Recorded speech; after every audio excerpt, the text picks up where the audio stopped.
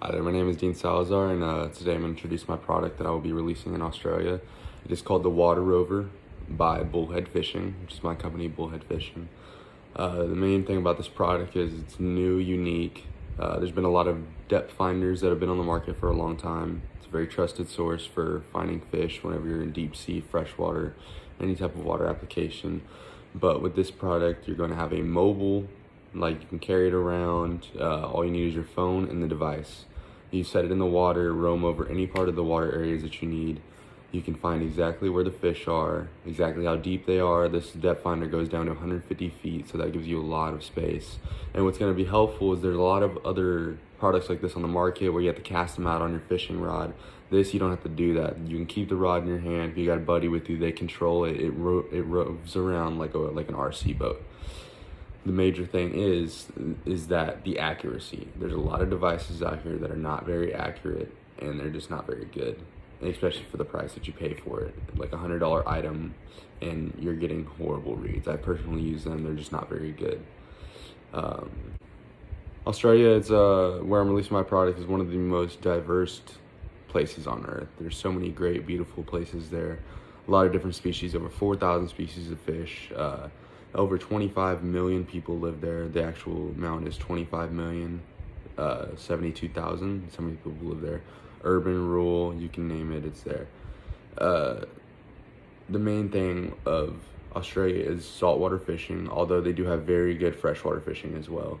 But for saltwater fishing, there are great fish to target, such as the giant trevally, snapper, the Murray cod, sweet lip emperor, nanny guy, yellowfin tuna, threadfin salmon, bream, and so many other fish. There's a lot of great fishing out here, and that's why I picked to release this product in that area. Now, with Australia's economic environment, there's a pretty big gap between the rich and the poor. Even though they do have a middle class, lower middle class. The average earnings of the top 20% are 12 times higher than the bottom 20. There's a big gap there. The top 20% are making 48% of all income.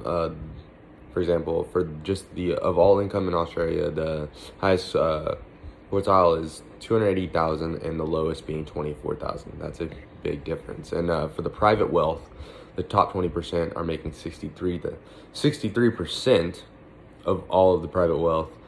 And the top being 3,236,000, and the lowest being 35,200. That is a humongous gap. The lowest 20% are only making 1% of all the wealth. But I mean, other than that, their styles and the way they run are not too different than America. I understand in America we do have a pretty big gap between the rich and the poor here as well, but I don't think it's quite as big as that. For Australia's average household income, it was 33,722 US dollars in 2018, in June of 2018, and then last year Australia's GDP was 54,907 in US dollars. Now, the way Australia runs business is a little bit different. They're very straightforward whenever it comes to business. They do not feel the need to grow a long relationship before having trust in somebody. They want to see what you have to offer right whenever you bring it to them. They're very receptive to new ideas. They appreciate modesty. They do not want you to oversell your company or your product. With them, you want to try to be friendly and to the point, factual, and you got to avoid self-importance. If you manage to impress them, they will not make it obvious. Australians demonstrate modesty as much as they appreciate it. They can even downplay their own success, so do not jump to conclusions right away. If you find yourself challenged to a controversial discussion during a meeting, do not worry, it's nothing personal. They find debates entertaining, and they will initiate them by making provocative statements to which it is the best to respond with humor. Next, let's talk about market segmentation, targeting, positioning for my company. Our top demographic that we want to pursue is males 25 years old to 50 years old. These people are typically anglers, obviously, if they're going to buy this fishing product. They love outdoor life. like to fish a lot, own boats, own kayaks, own whatever you may think. And they like to find new ways to be successful in the outdoors. Most time, I would say they live in rural areas, very wooded areas, but also a lot of people that live in urban areas love to fish as well. It is not urban versus rural in that by any means. The market structure, I'd say, is a perfect competition. There's a lot of different depth finders. There's even other mobile depth finders on the market. There's quite a few. What separates, I think, my depth finder from others is the fact that mine's mobile. I can do it without using a fishing rod or a string, pulling it in slowly. This can go out, do its own thing, come back in, and give you all the feedback you need to know right on your phone. And the benefits for a lot of the customers, what they're looking for is cost, quality, and effectiveness. For the cost, I think this is a really good price for my product. It's super good quality. It's going to be tough, durable. It's going to do the things you need it to do. It's going to find these fish for you without hopefully spooking them off. That was one thing that I think will help whenever you have a depth finder on your big boat, 18, 19, 20 feet long boats, even bigger in some cases. If you drive over the fish, there's a chance you're spooking them off. With this, hopefully a much smaller little boat type device will hopefully give you aid in not spooking off fish as easily. But the usage rates are pretty high for depth finders for sure. On most boats, you will have depth finders. But that's what I'm saying.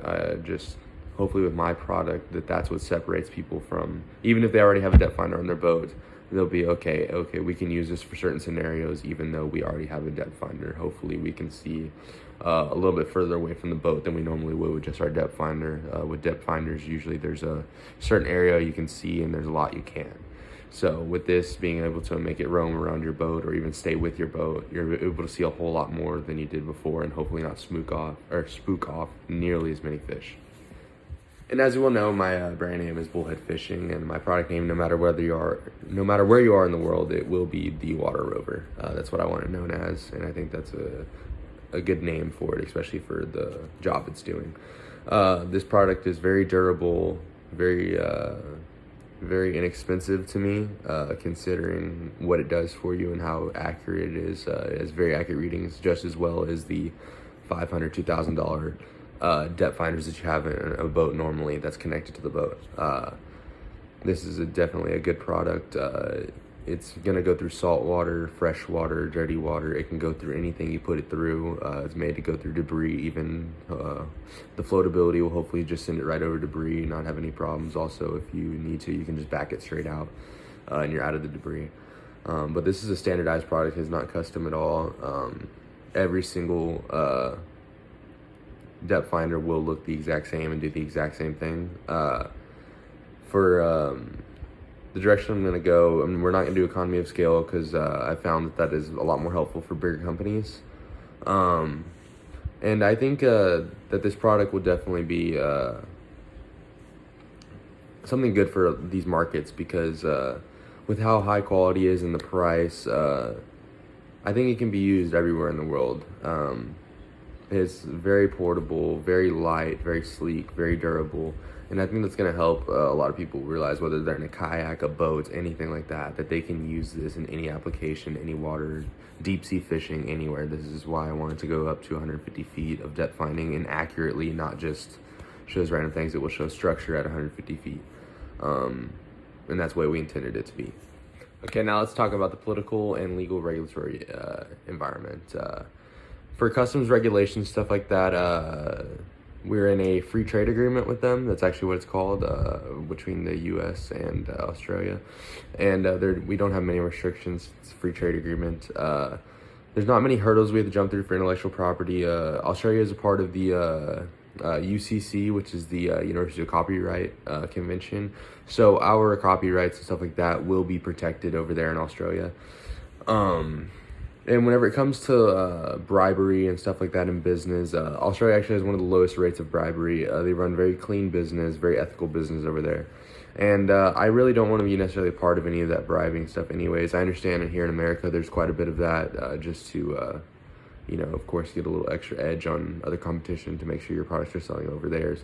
But that's not something I necessarily want to partake in, even if it means losing some money. I would just like to run an ethical business.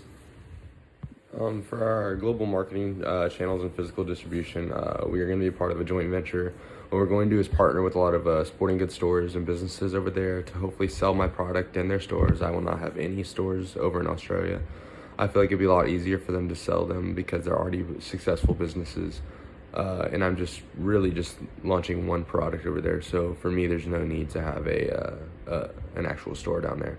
Now, once if they like my products, hopefully I can start launching more products over there, and then I can start incorporating my own business over there and add stores.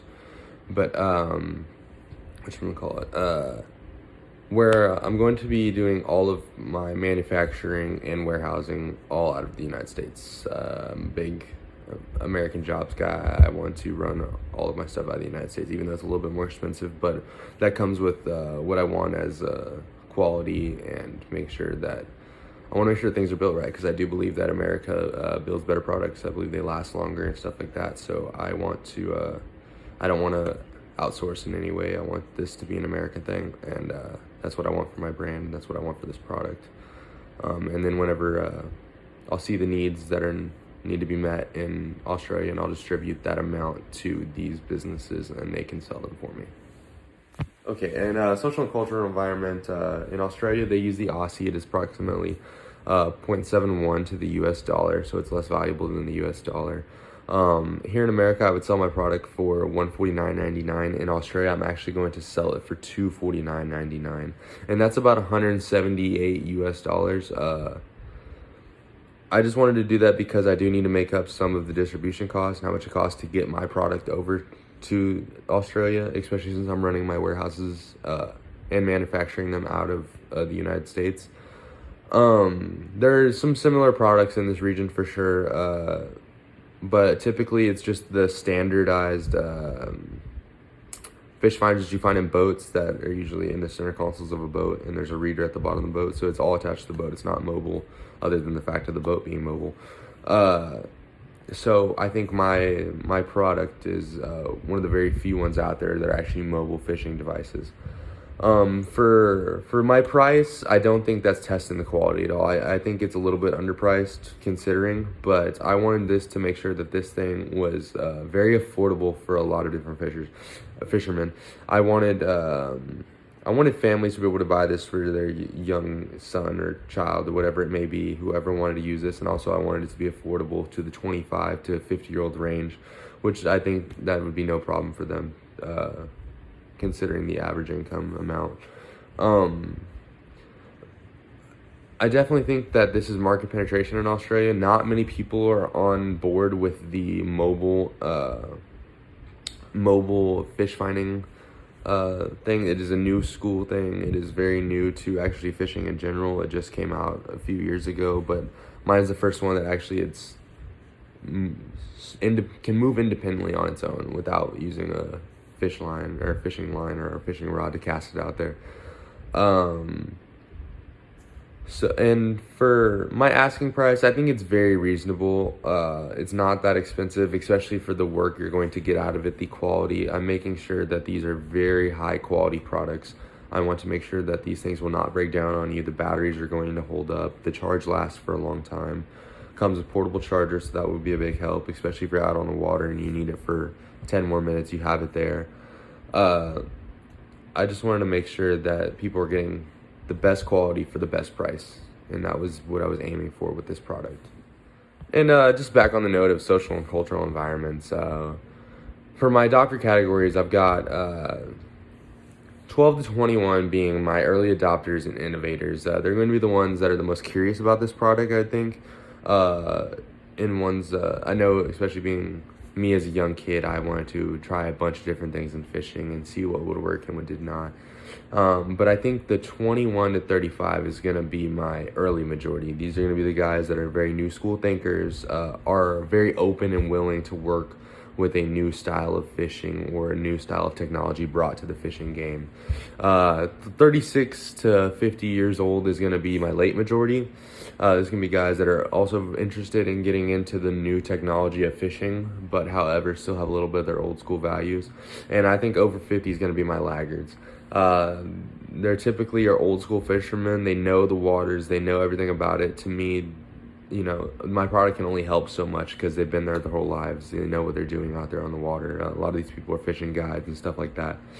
They know exactly where to go. They already have a set basis of where they want to be in the water. But really, I don't think my product, you don't have to have necessarily be in any income bracket. It does help to definitely be in the middle to upper class for sure, but I try to make it to where this product can be bought by nearly everybody. To me, it's not a very expensive product. And for ethics and values, I wanted to make sure that these people get a great product for an affordable price. I do not want to sell somebody a product that is not good. I don't want to overcharge for something that it's not worth.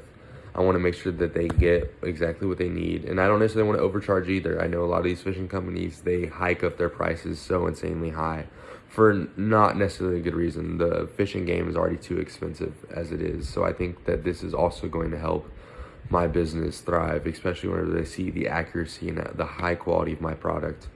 And especially with Australia being a high context culture, they believe in ethical standards. They believe in a lot of other things like that. So I think coming across to them as an ethical business, I think in a good quality product, I think that's going to help sell to a lot of people in Australia.